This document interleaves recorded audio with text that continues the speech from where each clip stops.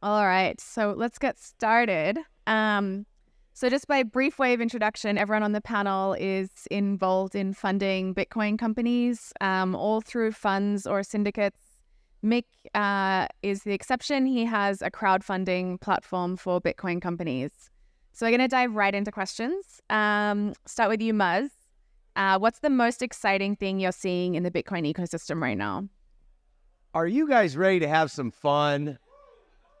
We're talking about venture capital, all those evil VCs out there, those bad people, then the savior here bringing donations to everyone. We're going to have some fun. What am I excited about? I'm excited about damn near everything. There's so much going on in Bitcoin right now that you could invest in. There's so many companies in every industry. Ad technology, on-ramps, off-ramps, exchanges, taking down Western Union and MoneyGram with remittance payments. And those are the kind of things that I like. All of us have our own flavors, right? All VCs have their own flavors. I like companies that have revenue. They're live. I'm not really a pre-revenue type of investor. You know, I like to see things that have some traction and are live. And I like those boring things like exchanges and Bitcoin. Bitcoin only exchanges all over the world, you know, card products and fun reward stuff, you know? So that's what I'm excited about, is bridging the traditional financial gap with this new Bitcoin world. Does anyone else want to add what they're excited about? I can throw in a few comments. Firstly, what I'm really interested in seeing at the moment is watching Bitcoin infuse its way into very traditional industries.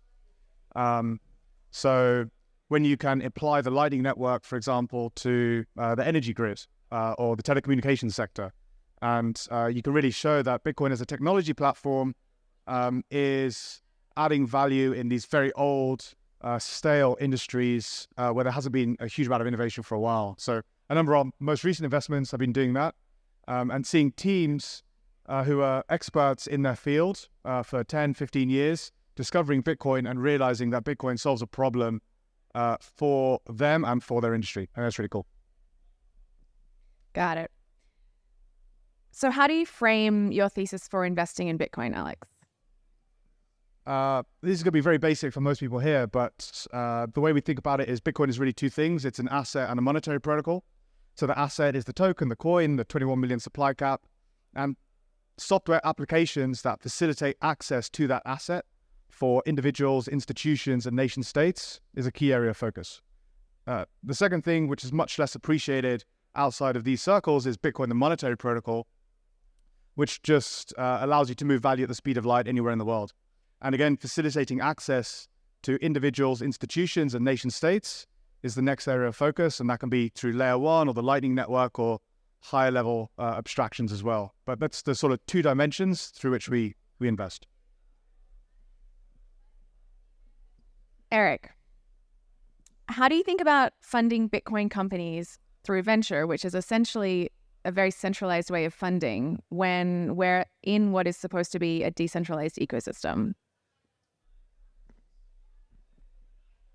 So I think that this kind of a question comes down to the framework and perspective that you're looking at the ecosystem from. Like, what is decentralization, right? It's something that's assessed over a scope. We define this scope of, here is this group of people participating in a protocol in some sort of way, and within that group, there's some degree of centralization that exists. And it's the same thing with companies. Like, what is a centralized system of companies? And I think if you think about companies as if they're like nodes, it's actually pretty different. And the question's more, when we're building out companies that are service providers or supporting Bitcoin as, you know, adoption as an asset or as a form of global money in some form, what's important is that at a systemic level, that isn't centralized. What's important is that we have companies that are distributed around the world who are supporting it in different functions. And there's a lot that goes into that. But I think that a lot of people just take the wrong perspective. Profit moves the world. Profit is what creates value. And anybody who thinks that we can pursue something without pursuing profit is lying to themselves. People are self-interested. So the point is to build systems that are distributed at a systemic level and pursuing profit through that process. And I think that we can do that very effectively. And freedom is one of the most, if not the most strongest form of value creation mechanism we've seen in the history of man. And if we create decentralized systems, we're going to unleash that. It's going to create a ton of value.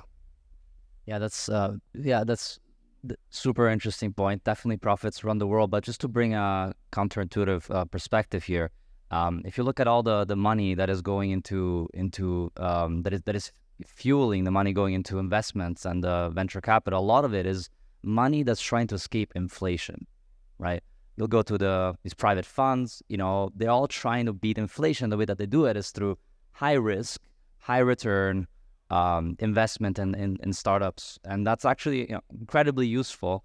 But that's to say that I wonder in a Bitcoin model, which, as we know, Bitcoin is a deflationary system, how much more money is going to be put into these high-risk environments that are trying to fight inflation when you don't have to fight inflation anymore. And so in a Bitcoin model, I think the donations model is going to be a lot bigger, because profit, not profit anymore, but just the purchasing power goes up. You're wealthier, you're better off, and you might as well give a portion of that increased purchasing power across to projects that you really care about. And that's where I think the donation model can actually be very big in a Bitcoin world. And I think if you look at where Bitcoin has been, if you look at it from a big picture, the last 15 years of Bitcoin's life, we had, there were very little investment and VC money going to Bitcoin because it's a very early project. And then, now that we have that infrastructure in place, you have then the ability for investors to come in and actually invest in companies. So maybe just to bring it back to the question of donation versus equity versus investment, it starts off with the donations, and then when there are opportunities that fulfill themselves, then maybe that's where the VC model and profits companies can become a good model too. So how much has been funded through donations versus venture, I guess, in the last year? Yeah, that's a really good question. I mean, if you look at donations, there's several different types of donation. There's crowdfunding, which is just peer-to-peer support, and that's relatively small. You then have grants. I think grants could be termed a type of donation. And then you have things like purchases of like pre-sale of goods, and actual purchases of goods as well through crowdfunding. And I think if you look at, again, at the history of Bitcoin, if you think about BTC-based server, right? That was grant-based donation, OpenSats, again, grant-based donations. And these have been incredibly powerful tools to build the infrastructure of Bitcoin as we have it today. So it's been pretty big, and compared to venture money, it was probably higher than the venture money for the first 5 to 10 years of Bitcoin history. And now maybe it's where the VCs are catching up, and we're starting to see money flow into the private entities. Yeah, I mean, I would say Muzz, go ahead. No, I was just going to say, with the exception of maybe 6 companies that I can name, pretty much every company has taken VC funding, right? Like, pick an industry, pick anything, with a few exceptions, right? Like MailChimp or Patagonia or something like that. There's a few outliers, but VC is incredibly important, and it's not going away. And capitalism drives this whole world. So while passing the hat and, safety nets and all of these things are great, right? You need to be able to donate to things, right? Non-dilutive financing like grants, okay? Companies like Square that set up these sort of things, and rich, ultra high net worth people that fund things like Nostr and these ecosystems. Like, that's all amazing, right? Good donations are always going to be there, but we like to invest. We like to get a return. There's accountability. There's something there, somebody who's making a movie that's really cool, like, it's great to fund it. We invested in Geyser. Like, I love Mick. I love everything that they're doing, but to think that it would ever like really take a substantial part away from VC, whether we're on any kind of Bitcoin standard that you can imagine, I mean, that's just silly. Yeah, I could throw something in here as well. I think they kind of serve 2 different purposes. So if you look at, for example, I don't know, Victorian England, which is the golden age of my country's history, probably, where technological and industrial progress was enormous. philanthropy was a huge part of the culture. It was a very sort of tightly bound, tight-knit culture. It became extremely affluent in a short period of time. But all the beautiful buildings, when you go to England and you look around, they were built by rich industrialists, wealthy people giving back to their community, and that's part of what I think the function of donations serves. And then venture capital is a different instrument. It's a financial instrument to turbocharge the commercial growth of a company, and in order to deliver returns to those who take risk on that vehicle, I suppose. So there's certainly room for both, and I would expect both to grow sort of exponentially as we enter into a sort of a Bitcoin age. Yeah, and one other point on that, it's like why do people make donations? Why do people support? And that could be directly through platforms, or that could just be generally in life. And the fact is that it's also a self-interest motivation. It's just a different way. There's not a direct profit motive associated with it, but a lot of people are supporting causes and things they care about for selfish reasons as well. And this is just fundamental to humanity, of people pursuing mutually beneficial relationships. So like Alex's point, it's just a different vehicle for achieving the same benefits, and that's fine. That's good. That makes the world better. The motivations aside, I think it's better to just understand humanity for what it is, and live in that world and participate in a way that creates value. Yeah, and I think the point you made, Alex, about turbocharging the ecosystem, or maybe it was Muzz, I think that's really important, is the ability to really enable the Bitcoin ecosystem to grow very, very rapidly. From my perspective, I see the benefit that we are able to provide as a fund to companies that are building in the ecosystem, to bring really scalable products out to big markets in a short amount of time, which is really what we all want at the end of the day, for the Bitcoin ecosystem to flourish and grow and be what we want it to be. I might change tack a little bit. Nico, I'm curious your thoughts on why invest in Bitcoin companies rather than just investing in Bitcoin? It's a good question. And all VCs, I think, struggle with that question. It's very important to invest in companies and technology being built on top of Bitcoin, and also, even in miners, right? Because you need the network effects of those demand sources to actually drive the value of Bitcoin. So that's what we do. And why would you invest as an investor in a company versus Bitcoin? And I think there's really only one or a few reasons. If you think about like a Bitcoin miner, they will tell their investors, okay, we produce Bitcoin at a cost lower than the price we could have bought it for. And so it's pretty clear when you're investing in a miner that you want to invest in a miner with a low cost of energy, because they're producing Bitcoin at a lower cost than what it takes to buy one in the market.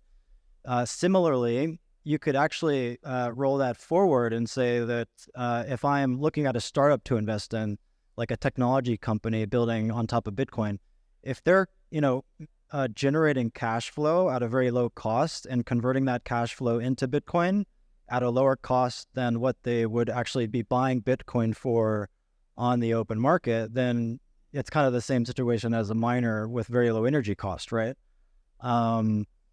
So, we look for situations where we think that companies can actually create more value in a certain time period than what we think the return on Bitcoin is going to be. And so companies that are able to earn revenue and generate cash flows at very low cost can potentially outperform Bitcoin.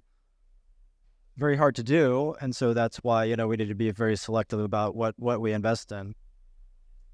One thing I'll add to that, if you're somebody who owns a significant amount of Bitcoin, it also makes sense to support the ecosystem around it. Depending on how far Bitcoin expands as a monetary asset, like if Bitcoin just becomes digital gold, then it's going to pale in comparison to the market size that it could have achieved if it became freedom money. So if you invest in the ecosystem around it that's going to enable that over time, then you're also proliferating number go up in the asset of Bitcoin itself. So there's this virtuous relationship between supporting private capital and Bitcoin itself. And I think everybody should be trying to support that in some way, shape, or form if they can. And I think Bitcoin is causing the cost of capital to actually go up a lot, right? And we as Bitcoin holders actually have a very high cost of capital. At least I do.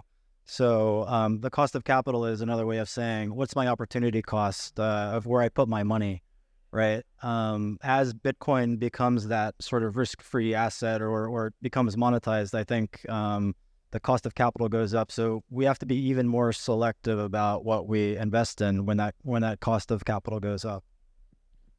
I think there's actually an ethical argument as well, which is something I don't really communicate to investors because it comes across as very ideological. But I think Bitcoin is kind of existential too. Any competing monetary platform is probably a digital gulag.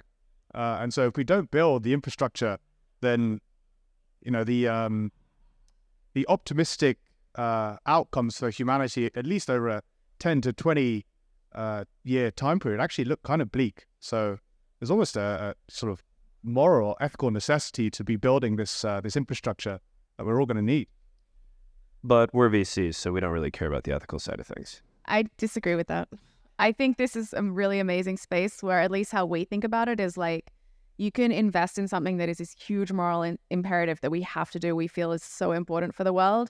And we can actually do that in a way that makes returns for our investors as well, where companies can really grow. So that's something for me that is actually pretty unique and special about this ecosystem. If you don't have any Bitcoin and you're thinking about should I invest in Bitcoin, you need to first buy a crap load of Bitcoin.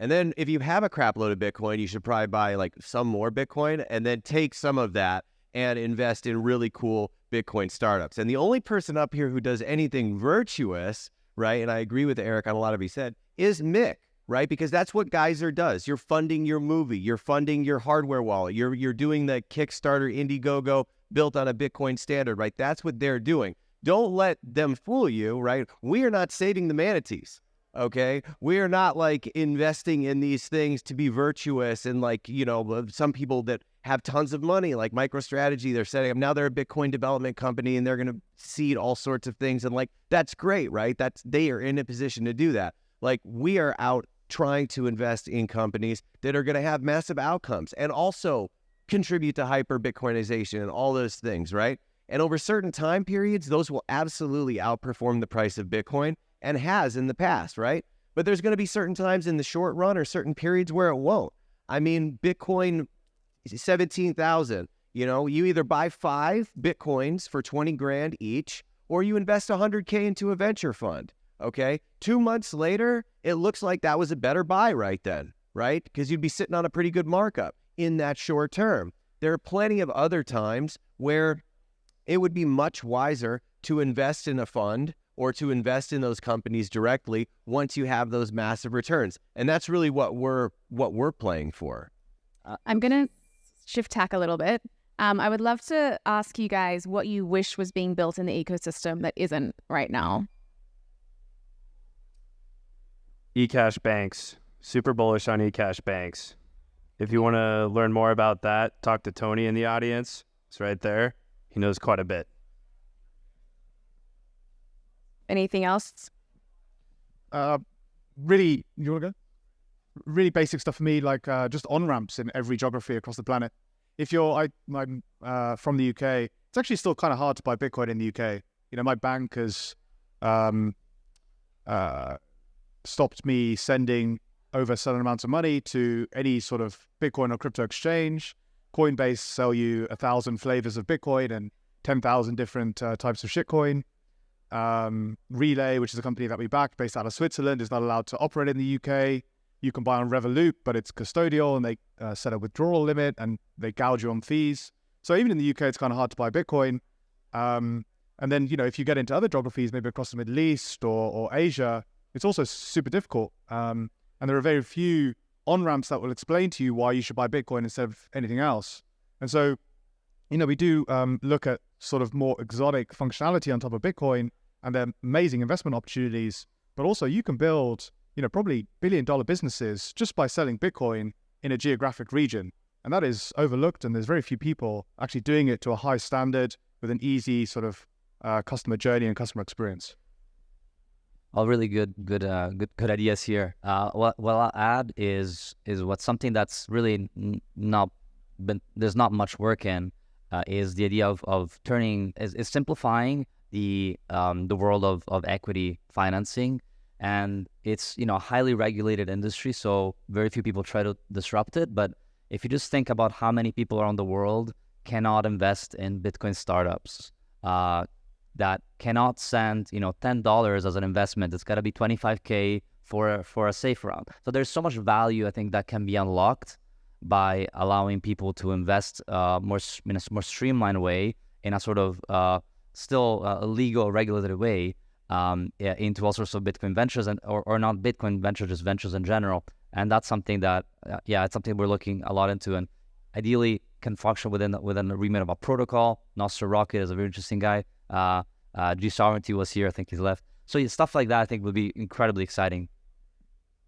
I can try to comment on sort of exciting things being built at sort of what we call layer 0, which is the energy and computing layer below the base layer. There's, a lot of innovation happening there that, a lot of maybe people don't know about, but new types of chips are being developed, even at the ASIC chip level, that are more efficient, that are actually designed to operate intermittently. So you can place these chips at like a solar panel installation or a wind installation. Innovation is happening in terms of how miners make money, new ways to mine. So, integrations with grids, also, consumer products that have ASIC chips in them that heat houses. They will heat your room with computing heat, like waste heat from the computing. And then there's a lot of innovation happening around how miners will sort of combine multiple revenue streams on one piece of infrastructure. So if anyone's familiar with like direct air capture of CO2, you take a big fan and you then suck in air from the atmosphere, and then on the back of the fan you have like a capture device that captures CO2. And then you pump the CO2 in the ground, or you sell the CO2, and you're reducing the carbon emissions from the atmosphere. A miner can put a data center in between the fan and the CO2 capture on the back end. And so you're monetizing the CO2 from the CO2 sale, and you're cooling the data center at the same time that you're flowing the air through the data center to capture the CO2. So miners are really innovating here, where they're finding multiple revenue streams, new business models where they can, generate this income off one piece of infrastructure. We need more fiat. We need more fiat on Bitcoin. See, our companies joke about this, but honestly, that's what we need. You go to a Bitcoin company or a startup or any of the ones we invest in, you can only pay in Bitcoin, right? The world is not ready for that. The world needs credit cards. It's like, hey, how's everything going? You get a latest investor update. What are you focused on? Hey, we're going to spend the next 8 weeks and all this money, and we're going to integrate NIPO 5, this, that, and the other thing. Like, that's awesome, right? For like 45 of your customers that are going to like go ahead and do that. It means like $0 extra for your business, right? Here's an idea. How about accepting credit cards so the whole damn world can buy your service, That's the one thing I would love to see a bunch of Bitcoin companies do, is just play this fiat game while you have to. Open it up for the rest of the world who, Aunt Mary and Uncle Bob, who want a Plaid integration and they want to use their Amex points or whatever so they can sign up for your Orange Pill app, or they can sign up for whatever you're doing, right? It can't just be like a hardcore Bitcoin standard at this point in time. You're cutting off like 99% of the world from using your service. All right, we have 1 minute left, so we're going to do a lightning round. What's the number one thing you look for in a company, and the number one thing that will stop you investing in a company? Lightning round. People. You looking for people. Yeah, number one I'm looking for is people, and the number one thing that will stop me is people. Yeah, I would say team as well, and team as well. Anyone can use Geyser. So if you've got ideas, go there, launch your project. Permissionless, all right? Permissionless. The thing we're looking for, I think, is good salesmen, actually. People who can craft a really good narrative. And the thing that would turn us off immediately is tokens. Any token project, even if it's on Bitcoin, we're not doing it. That's a tough question because there's all those things, right? Is it 2 founders? Is 3 founders too many? Is 1 fine? If it's 1 founder, does he have to be technical and all this kind of other stuff, right? And are they pre-revenue and how big is the TAM and all that kind of crapola, right? But what do I like? I like something that's built. I like something with a little bit of traction that's live that you can play with, right? And you can provide feedback to the company like this works, this doesn't work, this is great. Hey, we did $40 of revenue last week, and we did $80 this week. You're fucking doubled as far as I'm concerned. Like, you do that for enough more weeks and you connect the lines, the dots on the chart, that's it. And that's what I'm looking for. Awesome. Thank you very much. Thanks, everyone.